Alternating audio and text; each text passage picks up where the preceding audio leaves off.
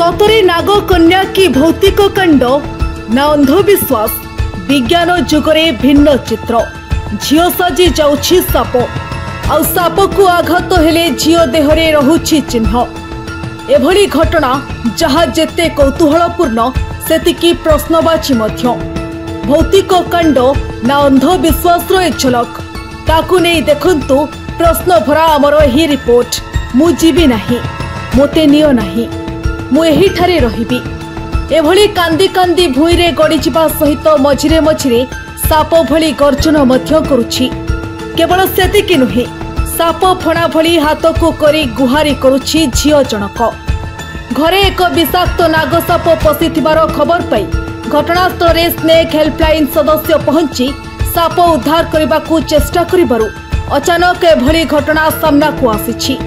एभली घटना घटिछि उदला block चक्रापाल grammar Ravindra Singh को घर माटी कांथ भितरे एक विराट नागसाप पशिथिबा नै से साप उद्धारकारी दल को खबर देथिले। उद्धारकारी दल घटनास्थल रे पहुंचबा सहित साप पशि रहितिबा माटी कांथ को सेमाने भांगिथिले एवं साप को धरिबा को चेष्टा करिथिले। एही समय रवींद्रक झियो मीनाक्षी अचानक साप भली गर्जन करने सहित भूईरे लोटी पड़ी साप फणा टेकिबा भली होइथिले। ता सहित मोते मारो नाही बा नहीं जाओ नाही बोली कांदी कांदी गुहारी करिथिले जहा देखि समस्ते ताजुब होई जाइथिले। परे सामना को आसीथिला पूरा घटना। दिनक पूर्वरु परिवार लोके उक्त साप को देखि बाड़े मारिबा पई चेष्टा करी बाड़ी रे आघात देथिबा बेले सापटी खसी पळाइथिला।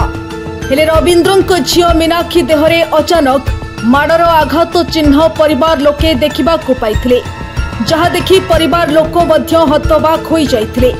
पुणी आज मध्य उक्त साप को नहीं झियर एभली प्रतिक्रिया समस्तंकु आश्चर्य करिछि। पूर्वरु नाग पंचमी और बसंत पंचमी एही दुई दिन रे झियो देहरे एभली प्रतिक्रिया देखिबा सहित साप भली देहरे चिन्ह बसी जाउथिबा कहिसंती परिवार लोके जहाकु हालुका भाबे नेउथिबा बेले एबे पुणी एभली घटना घटिबा पूरा परिवार को चिंता रे पकाइछि। सेपटे साप को नेबाकू उद्धारकारी दल आसीथिबा बेले अचानक देह कौन हैला एवं से तापरे कौन करिसंती से निजे जानि नथिबा कहिसंती साप साजिथिबा झियो। ब्यूरो रिपोर्ट ओडिशा हलचल।